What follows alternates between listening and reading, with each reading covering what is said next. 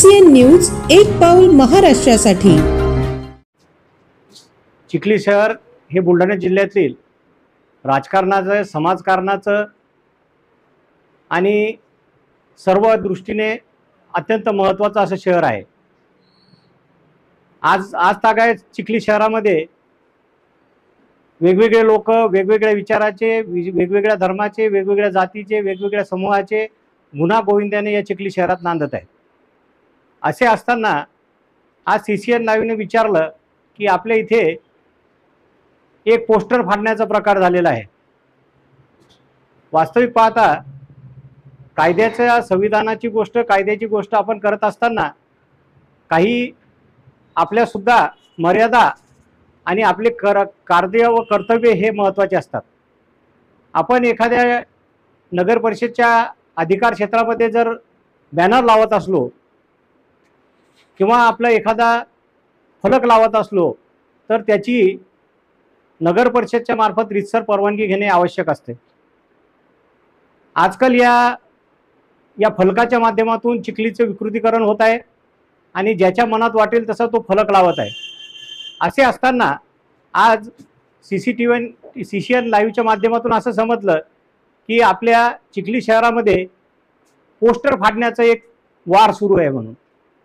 वास्तविक पाहता जेव्हा आपण संविधानाला, कायद्याला मानणारे जे लोक आहेत त्यांनी अशा प्रकारचं गैरकृत्य करणं हे चिखलीवासियांना आणि कोणत्याच पक्षाच्या लोकांना शोभत नाही।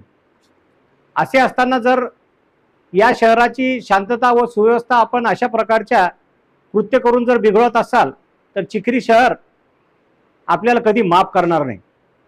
मी या माध्यमातून एवढंच सांगतो की नगर परिषदला सुद्धा असे अवैध फलक लावायचं, त्याच्यासाठी नगर परिषदला दर महिन्याला हायकोर्टात एक ॲफिडेव्हिट द्यावं लागतं की आमच्या याच्या शहरामध्ये कोणत्याही प्रकारचे अवैध पोस्टर किंवा बॅनर लागलेले नाहीत। त्याला CO आणि नगर परिषद तेवढी जबाबदार असते।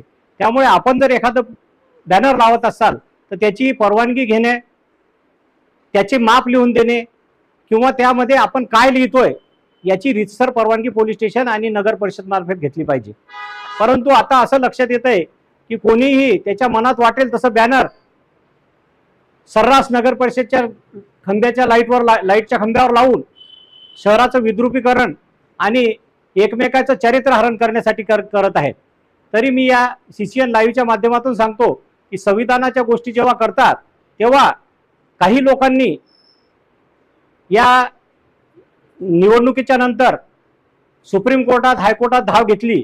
त्यावेळीच विरोधी पक्षाने जसे की उद्धव ठाकरे शिवसेना, त्याच्यानंतर शरद पवारचा राष्ट्रवादी गट, काँग्रेस यांनी जेव्हा संविधानाच्या विरुद्ध, जेव्हा त्यांचं जे म्हणणं आहे की मत चोरी, वोट चोरी होत आहे, तर या संबंधाने जेव्हा लोकांनी सुप्रीम कोर्टात न्यायालयात भाग घेतली तेव्हा या विरोधी पक्षाने एक सुद्धा त्या प्रकरणामध्ये भाग घेतला नाही किंवा एखादं रीट पिटिशन किंवा त्या चोरीचा जो त्या आरोप आहे त्याच्यावर कोणत्याही प्रकारचा न्यायालयात त्याची दाद मागितली नाही।